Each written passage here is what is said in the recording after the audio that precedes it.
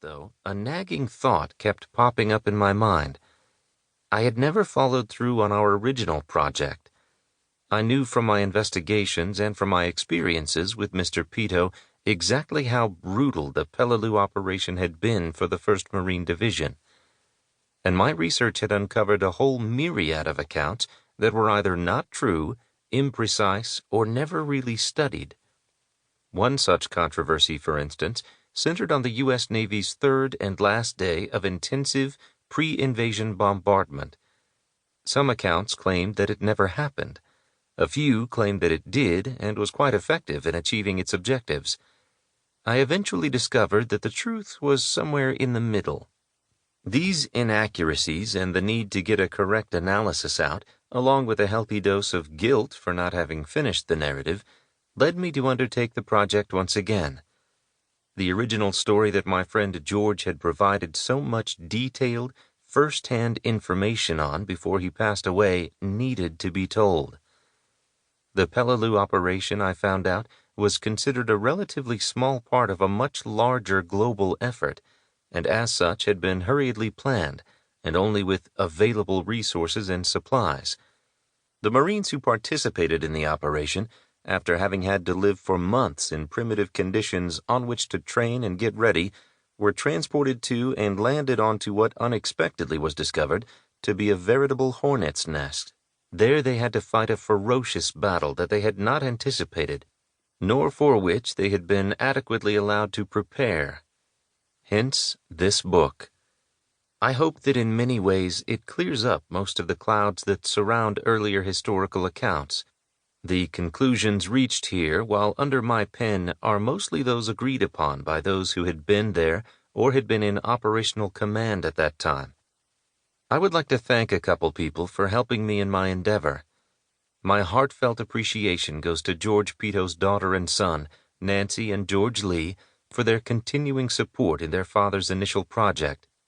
I would like to offer my appreciation as well for the Marine Corps League, especially the Bella Woods Detachment No. 508 in Columbus, Ohio, for their unswerving cooperation and assistance. Last, my deep gratitude to my wonderful wife Mindy, who continues for some reason to put up with my bizarre methods and eccentric moods. Peter Margaritis. Introduction. On September 15, 1944, victory for the Allies had become a glowing light on the horizon. The United States, in its inexorable trek across the Pacific toward Japan, continued its drive with the invasion of a tiny island named Peleliu, the second southernmost of the Palau Island group. Securing the island was considered an important requirement as a prelude to the long-awaited invasion of the Philippines.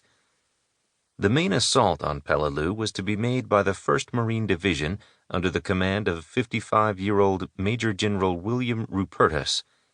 He had joined the division in March of 1942, and as the Assistant Division Officer, ADO, had fought with the division in the fierce Guadalcanal campaign.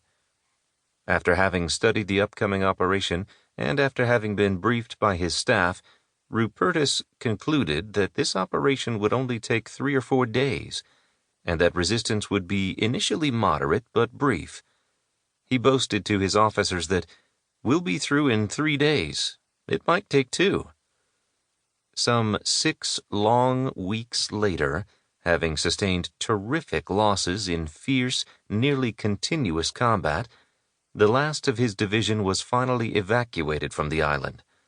At that point, Phase 2 began, and the Army took over with the task of reducing and eliminating what was left of the hidden Japanese defensive positions. That took another 4 weeks. The Marine Division would be out of action for 6 months, its infantry regiments having averaged 50% casualties, the highest unit losses ever in Marine Corps history, that occurred in the 3 rifle assault regiments, the 1st, 5th, and 7th Marines. Casualties in the division's other units, such as the 11th Marines, Artillery, the Tank Battalion, Engineers, and Medical Battalion, were not as severe. While the Marines in the end had been triumphant, their victory was truly what would be called Pyrrhic. The expression refers to a battlefield success.